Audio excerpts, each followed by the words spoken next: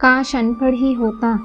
शंकर दयाल पेशे से तो वकील थे, जो सरकारी मुलाजिम ना थे, परंतु बुद्धि के तेज व्यक्ति थे, इसलिए अच्छा खासा कमा लिया करते थे।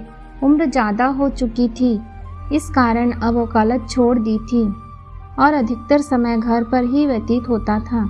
खाली वक्त में अखबार पढ़ना और जब कभी उससे भी मन की हताश दूर ना हो तो अपने बड़े बेटे मोहन को बुरा भला कहना, यही थी शंकर दयाल की दिनचर्या।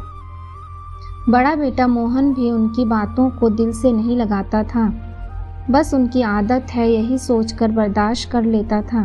शंकर दयाल का घर पूरी तरह से सुख समृद्ध था, क्योंकि दो छोटे बेटे सोहन और रोहन सरकारी नौकरी पर थे। एक डॉक्टर तो एक पुलिस में था। महीने पर अच्छी खासी रकम घर पर आ जाती थी। इतना रुपए पाकर शंकर दयाल का दिल खुशी से झूम उठता था। परंतु जैसे ही उसकी नज़र मोहन पर पड़ती, वैसे ही उसकी हंसी गुम हो जाती और वह अपने अनपढ़ बेटे को कोसने लगता था, क्योंकि वह चाहता था कि मोहन भी अपने भाइयों की तरह पढ़ लिख कर सरकारी नौकरी करे। परंतु शंकर दयाल ने के अथक प्रयास से भी मोहन का मन पढ़ाई में ना लगा। अब तो आलम यह था कि हर रोज मोहन को गाली देना और घर का सारा काम मोहन से ही करवाना, यह सब शंकर दयाल की आदत में शुमार हो चुका था। जब कभी भी कोई व्यक्ति अपने बेटे की नौकरी लगने की खबर शंकर दयाल को सुनाता तो शंकर दयाल का गुस्सा मोहन पर दुगना फूटता था। मोहन की अब यही दिनचर्या बन चुकी थी कि खेत से चारा काट कर लाना और मशीन से काट कर जानवरों को डालना और घर का खाना भी बनाना और शाम को शंकर दयाल के पैर दबाना। इतना करने के बावजूद भी उसे इनाम में गालियां मिलती थी, परंतु फिर भी उसके मुंह से कभी भी शंकर दयाल के खिलाफ एक शब्द नहीं निकलता। जब कभी भी वह ज़्यादा उदास होता तो अपनी माँ की फोटो को गले से लगाकर बहुत रोता, जो 2 साल पहले ही गुजर चुकी थी।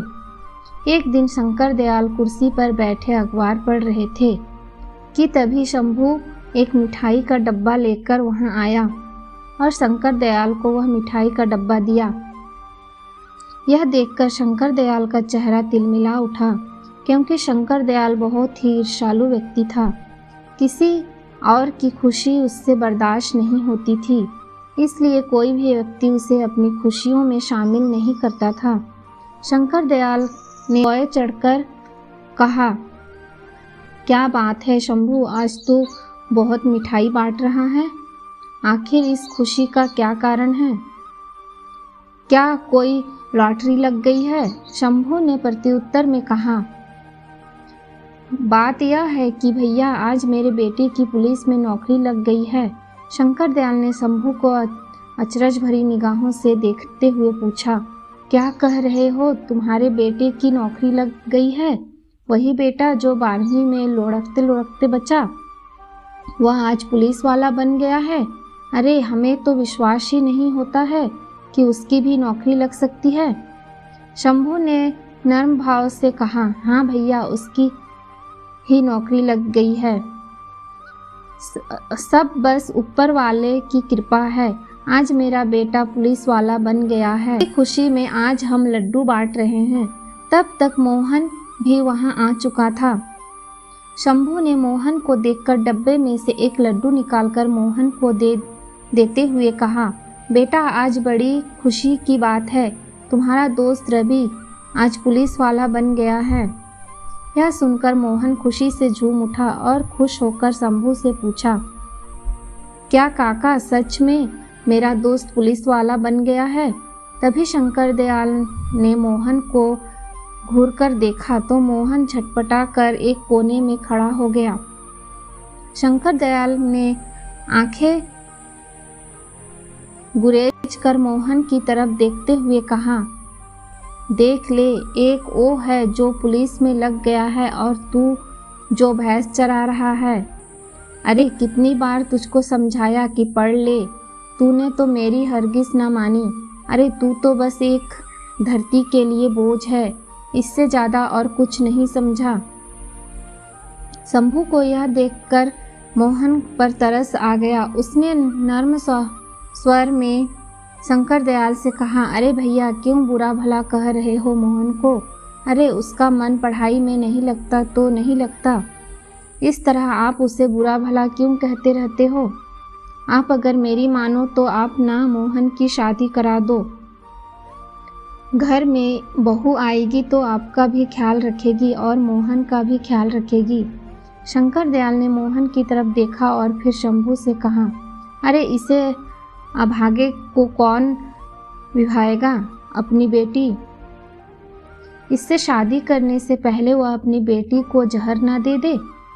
शंभू ने प्रत्युत्तर में कहा, अरे क्यों नहीं, हमारे साले की बिटिया है रज्जो, आप अगर राजी हो जाओ तो रिश्ते की बात चलाएं। शंकर दयाल ने शंभू की बात को नकारते हुए कहा, नहीं नहीं, वह तो बिल्कुल अनपढ़ है और मैं इसी एक अनपढ़ को बड़ी मुश्किल से बर्दाश्त कर पा रहा हूँ, उसे कैसे कर पाऊँगा? शंभू ने जवाब दिया, अरे आप भी कमाल करते हो, अब मोहन जितना पढ़ा लिखा है उतनी ही पढ़ी लिखी बिटिया मिलेगी। मेरी मानो तो फिर एक बार सोच लो, बिटिया बहुत कमेरी है, घर का काम अकेले ही कर लिया करेगी। शंकर दयाल ने कहा, अरे ऐसे तो इसका विवाह कब का हो चुका होता। अरे हम अपने घर में अनपढ़ लोगों को बिल्कुल भी बर्दाश्त नहीं कर पाएंगे और तुम इसकी चिंता छोड़ो, ये तो है ही धरती का बोझ, पड़ा पड़ा खाता रहता। कभी कभी तो हमें लगता है काश ये हुआ ही ना होता तो मेरी दिल को बड़ी तसल्ली मिल जाती। शंभू ने शंकर दयाल को समझाते हुए कहा, ऐसे मत बोलो, लड़का सयाना हो चुका है, कहीं अपनी आपकी बातों में आकर कुछ उल्टा सीधा कर लिया तो?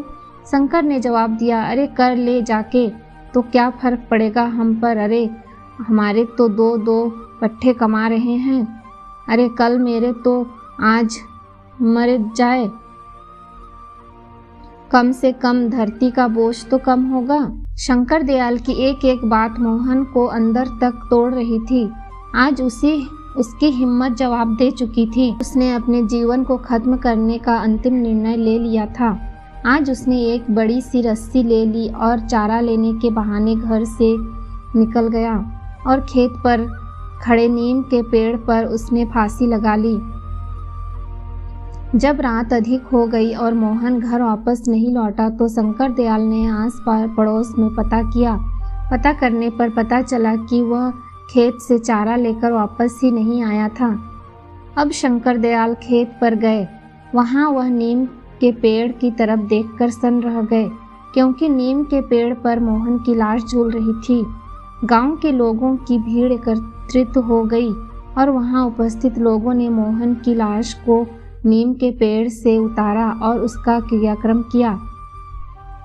परंतु इतना कुछ होने के बावजूद शंकर दयाल पर इसका कोई प्रभाव नहीं पड़ा।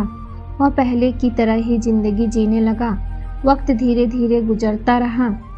अब उसके दोनों बेटों की शादी हो चुकी थी। जो बेटा डॉक्टर था उसकी पत्नी भी डॉक्टर, और जो बेटा पुलिस में था उसकी पत्नी पुलिस वाली। समय के साथ साथ शंकर दयाल की उम्र काफ़ी ढल चुकी थी। उनके हाथ पैर उनका साथ नहीं देते। कोई भी काम करने पर उसकी हाँफी फूल जाती। बड़े बेटे ने शहर में एक अस्पताल खोल लिया और दोनों मियाँ बीवी शहर में रहने लगे। कुछ दिनों बाद छोटे बेटे की भी पोस्टिंग दूसरे शहर में हो गई, तो उसने अपनी पत्नी की भी पोस्टिंग उसी शहर में करवा ली। अब दोनों ही मियाँ बीवी जाने की तैयारी में जुट गए। तभी शंकर दयाल वहां आकर अपने छोटे बेटे रोहन से कहा, बेटा, बड़े बेटे और बहू तो हमें छोड़कर चले गए, अब तुम लोग भी जा रहे हो, अब हम अकेले यहाँ कैसे रहेंगे? बेटा ऐसा करो, हमें भी अपने साथ ले चलो। रोहन ने प्रत्युत्तर में कहा, बापू आप जानते हो ना, शहर का वास्ता है, अभी हम लोग खुद किराए पर रह रहे हैं और आपको कैसे रखेंगे। वैसे भी बापू, हमारे पास ये इतना बड़ा घर है, इसे किसके हवाले छोड़ कर जाएंगे। शंकर दयाल ने निवेदन किया, बेटा, इतने बड़े घर में मैं अकेले रह कर क्या करूँगा।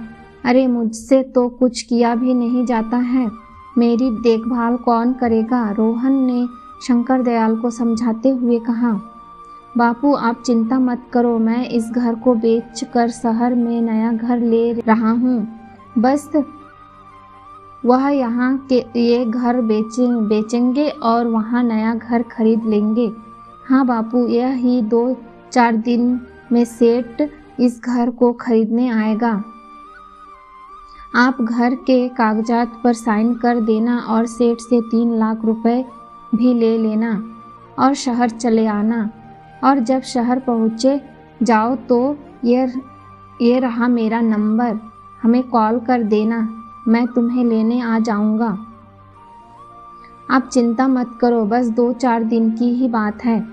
और फिर रोहन शंकर दयाल को अपने गले से लगाता है और उनके पैर छूकर वहाँ से चला जाता है। आज इतने बड़े घर में शंकर दयाल अकेला था। जब उसे भूख लगती तो उसने रोटी बनाने के लिए आटा गूंथा। बूढ़े हाथों में इतनी जान कहाँ थी कि जो आटा भी सही से गूंथ जाए। आज उसे अपने बड़े बेटे मोहन की याद रह रह कर आ रही थी। यादों का सैलाब जब ज़्यादा हो गया तो उसे अपनी आँखों के सामने मोहन का अक्स नज़र आने लगा। वह मोहन का आटा गूंथना और रोटी बनाना एक एक करके सभी दृश्य उसके आँखों में तैरने लगा। उसकी बूढ़ी आँखों में आज आंसू छलक उठे और मन में सिर्फ एक ही आवाज़ निकल रही थी, काश आज मेरा अनपढ़ ही होता तो उसकी शादी होती और एक अनपढ़ बहू इस घर में आती। कम से कम वह अपने घर में तो रहती और खाना बनाती। मोहन मेरे घर का सारा काम करता और मैं पहले की तरह ही कुर्सी डालकर बैठ अखबार पढ़ता। परंतु अब सपनों को देखने से होने वाला क्या है। जो उसने किया आज वह उसके सामने था। 2-4 दिन यूं ही गुजर गए और वह दिन भी आ गया जिस दिन सेठ ने रुपए देने के लिए कहा था। सेठ ने घर के कागजात पर साइन करवा लिए और शंकर दयाल को 3 लाख रुपए दे दिए। रुपए मिलते ही शंकर दयाल शहर जाने की तैयारी कर ली और शंकर दयाल ने रोहन को फ़ोन करके सब बता दिया कि वह बस स्टैंड पर उसका इंतज़ार करेंगे। कहे मुताबिक शंकर दयाल वहां पहुंच गए और बैठकर रोहन का इंतज़ार करने लगे। तभी वहां रोहन आ गया और शंकर दयाल के पास आकर कहा, बापू, आज आप पैसे लाए हो ना, मुझे दे दो। वह जो मैंने नया घर खरीदा है उसका मालिक अभी रुपए मांग रहा है। अगर मैंने उसे अभी रुपए नहीं दिए तो वह अपना घर किसी और को बेच देगा। शंकर दयाल ने रुपए का बैग झटपट से रुपए रोहन को दे दिए। रोहन ने रुपए लेकर शंकर दयाल से कहा, बापू, आप यहीं बैठो, मैं सेठ को अभी रुपए देकर आता हूँ। और रोहन अपने बापू को वहीं बैठाकर रुपए लेकर वहाँ से चला गया और शंकर दयाल वहीं बैठकर उसका इंतज़ार करने लगे। समय धीरे धीरे काफ़ी बीत चुका था, परंतु रोहन अभी तक वापस नहीं आया था। शाम होने को थी। शंकर दयाल बहुत ही चिंतित था कि रोहन अभी तक नहीं आया। उससे रहा नहीं गया तो उसने एक राहगीर से वही फ़ोन नंबर लगवाया जो उसे रोहन ने दिया था, परंतु फ़ोन भी बंद आ रहा था। अब शंकर दयाल की चिंता और भी अधिक बढ़ चुकी थी। वह हताश बैठे ही हुए था कि तभी उसे एक मोटरसाइकिल आते हुए दिखाई दी जिस पर रोहन बैठा हुआ था। वह दूर से ही रोहन को आवाज़ लगाने लगा, परंतु रोहन शंकर दयाल को पास से देखता हुआ निकल गया। आज रोहन ने उसे बहुत बड़ा धोखा दे दिया था जिसके उम्मीद शंकर दयाल को बिल्कुल भी नहीं थी। अब शंकर दयाल वहीं बैठकर रोने लगा। अब अंधेरा काफ़ी बढ़ चुका था। शंकर दयाल के पास 100 रुपये थे जो उसके घर वापस आने के लिए किराए के लिए उपयुक्त थे। शंकर दयाल बस में बैठकर घर आ गया। घर क्या, गांव आ गया, क्योंकि अब घर तो सेठ का हो चुका था।